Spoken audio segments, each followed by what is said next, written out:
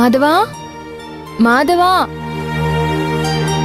ఇంత ఉదయాన్నే ఎక్కడికి వెళ్ళాడు?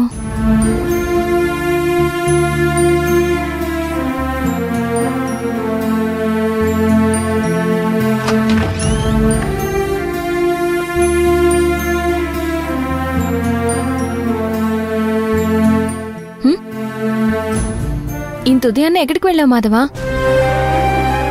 ఏంటి అలా ఉన్నావు? అబ్బే ఏం లేదు భూమి, ఊరికి అలా బయటికి వెళ్ళొచ్చాను.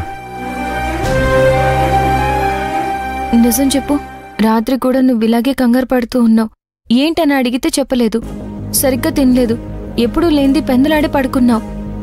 ఏమైంది మాధవా? ఏం దాస్తున్నావు నా దగ్గర? ఏంటి, నాతో కూడా చెప్పకూడని విషయాలున్నాయా?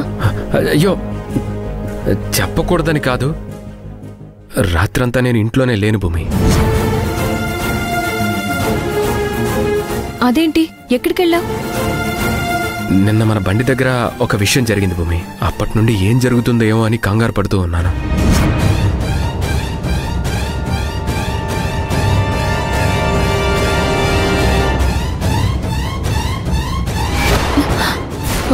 మరి ఇంత జరిగితే నాతో ఒక్క మాట కూడా చెప్పలేదు?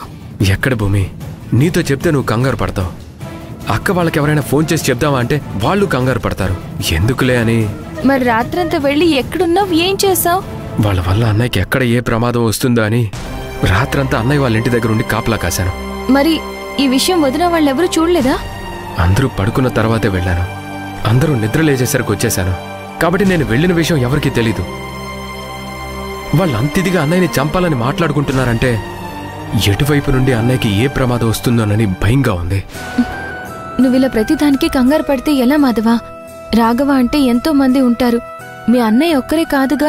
వాళ్ళెవరి గురించో మాట్లాడితే బావగారి గురించని నువ్వు అనుకున్నావేమో.